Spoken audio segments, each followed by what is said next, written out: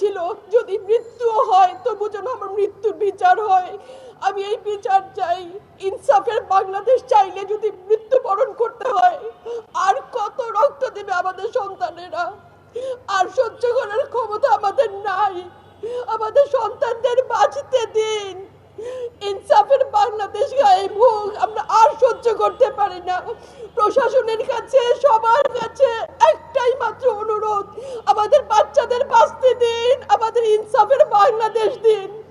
কথা বলার শক্তি আমার নাই, আমার চোখ পড়ে আসছে, আমি সহ্য করার শক্তি আমাদের নাই। আমাদের বাচ্চাদের বাঁচতে দিন। প্রশাসন সজাগ হবে কবে? আর কত মৃত্যু আমার বাচ্চাদের দেখতে হবে? আমি কথা বলতে পারছি না। আপনারা সবাই আমার বাচ্চা হাদির জন্য দোয়া করবেন, আমাদের বাচ্চাদের জন্য দোয়া করবেন, আর ইনসাফের বাংলাদেশ যেন কায়েম হয় সেজন্য দোয়া করবেন। দল বেঁধে হামলে পড়েও আমার বুকে, আমার রান থান চক্ষু কলিজা আজ সব তোমাদের গনিমতের মাল। দেশি শুয়ার খুবলে খাওয়ার আগেই আমার ইচ্ছে মতো ছিঁড়ে খাও তোমরা, কিন্তু দোহাই তোমার মস্তিষ্কটা খেও না, তাহলে শীঘ্রই দাস হয়ে যাবে তোমরা। খুনিরা হাদি ভাইয়ের দাস হয়ে গিয়েছে, কারণ তারা গুলিটা করেছিল হাদি ভাইয়ের মাথায়। তারা আজন্ম দাস হয়ে থাকবে, কিন্তু আমরা যারা জীবিত আছি আল্লাহর কসম করে বলছি, আমরা হাদি ভাইয়ের আদর্শকে আমাদের বুকে ধারণ করব, লালন করব। যারা বারবার আধিপত্যের কথা বলে আমাদের দেশকে অস্থিতিশীল করতে চায়, আমরা তাদের দাঁত ভাঙা জবাব দিব। আমাদের জীবন যদি চলেও যায় আমরা সে ভয় আর করব না, কারণ হাদি ভাই, আবরার ফাহাদ এবং 2000 শহীদ আমাদেরকে শিখিয়ে দিয়ে গেছেন আমরা আর থেমে থাকলে চলবে না। আজকে অনেক মায়েদেরকে এখানে আমি কাঁদতে দেখছি। 32 বছরের হাদি এমন একজন নেতা, তার একটা বক্তব্য আমি আপনারা দেখবেন ইউটিউবে।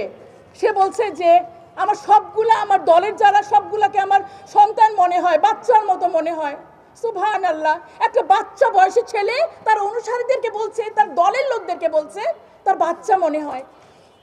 আমি আরো যদি বলি যে দেখেন, জুলাইয়ের পরেও যারা হচ্ছে পথচ্যুত হয়ে গেছে, হ্যাঁ, কিন্তু তাদের সাথে তিনি বন্ধুত্ব করে রাখতে চেয়েছে। সে আফসোস করেছে, একসাথে হতে চেয়েছে।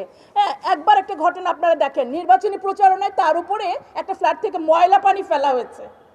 সে উপরে তাকিয়ে বলছে ফেলেন, আর যতবার ময়লা পানি ফেলেন, কিন্তু আমরা ভোট চাই। আমরা হলে, অন্য কোনো রাজনৈতিক দল হলে আপনারা কি করতেন? আমরা তো কোনো দল সম্পর্কে কোনো মতামত অনলাইন কেন কোনো জায়গায় কিছু কোনোদিন বলতে পারি নাই। আমাদের বিনয়ী হাদি, আমার মনে হলো যে আমার নবীর যে সুন্নাত, সে বলেছে যে ওকে ফেলেন, আরও ময়লা ফেলেন। ময়লা পানি কতবার ফেলবেন? আমি আসলে বলে মনে হয় শেষ করতে পারবো না। দেখেন যে আমরা তাকে যে মুসলিম, আমি তাকে কেন বলছি, সে যখন ডক্টর জাকির নায়েক আসার কথা ছিল, আপনাদের নিশ্চয়ই মনে আছে, তাকে আসার পারমিশনটা দেয়া হলো না। আমাদের হাদি বলল যে ইন্ডিয়া বলে যে জাকির নায়েককে এখানে ধরে ফেরত পাঠাতে হবে, আর আমাদের শেখ হাসিনা যিনি দণ্ডপ্রাপ্ত আসামি, ফাঁসির আসামিকে তারা রেখে দেয়, তারা তাকে ফেরত পাঠায় না। ডক্টর জাকির নায়েক, যার নামে কোনো মামলা নাই, তাকে ফেরত পাঠাইতে বলে। এই কথাটা বলার হিম্মত কয়জনের আছে? আমি হাদিকে বলি আমাদের স্বপ্নরা মরে না। আমি বারবার এই কথাগুলোই বলে যাব।